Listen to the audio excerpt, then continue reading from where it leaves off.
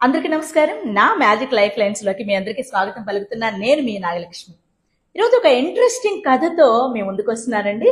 మీకు నచ్చితే తప్పనిసరిగా లైక్ చేయండి.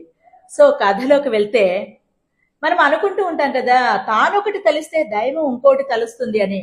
ఆ విధంగా దాని గురించి ఒక చిన్న డిస్క్రిప్షన్ అంతే. సో కథలోకి వెళ్దాము.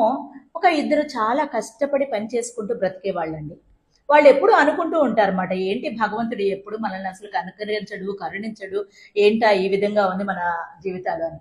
ఆ బాధలన్నీ ఆయన పైన చూస్తూ ఉంటారన్నమాట భగవంతుడు. ఒక రోజు ఏం చేద్దాం, వెళ్ళి పరీక్షిద్దాము, కిందకు వద్దామని చెప్పి కిందకు వస్తారు. వచ్చిన వెంటనే అలా మూర్చపోయినట్లు జస్ట్ అలా యాక్షన్ చేస్తారన్నమాట భగవంతుడు. సో అప్పుడు ఏమైందంటే, వీళ్ళిద్దరు కలిసి అరే ఎవరో వచ్చారు, ఒక వ్యక్తి వచ్చారు, పడిపోయారేంటి అని చెప్పేసి నీళ్లు చల్లేసేసి వారిని లేపి, అయ్యా మీరు ఆకలితో బాధపడుతున్నట్లున్నారు, మా దగ్గర రొట్టెలు ఉన్నాయి తినండి అంటారు. అయ్యో మీ దగ్గర రొట్టెలు ఉన్నాయా, అయితే ఎన్నున్నాయి చెప్పండి అని అడుగుతారు భగవంతుడు. అడిగితే వీళ్ళిద్దరు, ఒక అతనేమో 5 రొట్టెలు ఉన్నాయి అని చెప్తాడు, ఇంకొక అతనేమో 3 రొట్టెలు ఉన్నాయి అని చెప్తాడు. సో 5, 3, 8 అయ్యాయి నాయన, మనం ఉన్నది 3 ఎలా తింటాము, దీన్ని సమానంగా పంచాలంటే నేను ఒక సూత్రం చెప్తాను, ఆ విధంగా చేద్దాము అంటే ఓకే చెప్పండి అంటారు. ఆయన వెంటనే ఒక్కొక్క రొట్టె 3 భాగాలుగా చేయండి.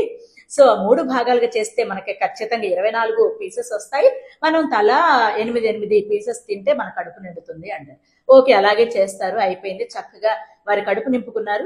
ఆయన భగవంతుడు వెళ్తూ వెళ్తూ వీళ్ళు మంచివారు లాగా ఉన్నారు, వీళ్ళకి ఏదో ఒకటి చేసి వెళ్దామని చెప్పేసి ఒక 8 బంగారు నాణేలని వాళ్ళకి బహుకరణ ఇచ్చేసేసి వెళ్ళిపోతారు. చిచ్చు అనమాట, అంతే కదా, సమానంగా పంచుకోండి అని చెప్పేసి వెళ్ళిపోతారు.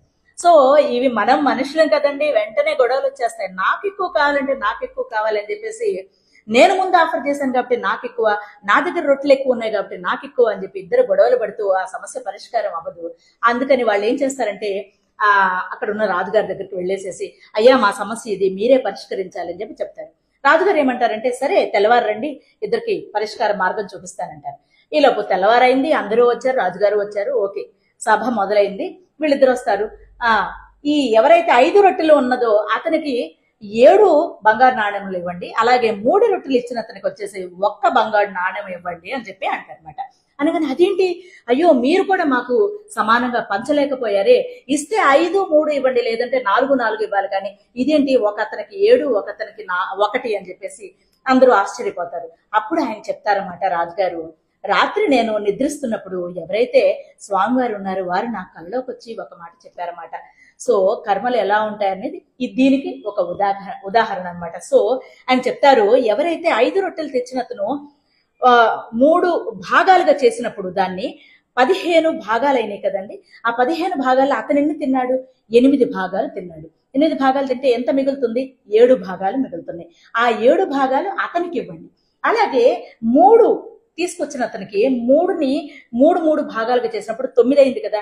ఆ 9లో అతను ఎన్ని తిన్నాడు, 8 భాగాలు తిన్నాడు. అందులో 1 మిగిలింది. ఆ 1 ఆ 3 తీసుకొచ్చిన అతనికి ఇవ్వండి అని చెప్పేసి భగవంతుడు చాలా స్పష్టంగా చెప్తారనమాట.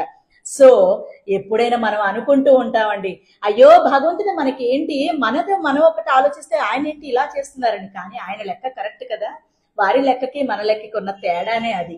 సో మనకు అది జరగలేదు, ఇది జరగలేదు, ఎందుకు నాకే జరుగుతుంది ఇలాగా అని బాధపడకండి. పైన ఆల్రెడీ స్క్రీన్ ప్లే చేసేసి ఉన్నారు, కింద జస్ట్ మనం పాత్రధారులం మాత్రమే.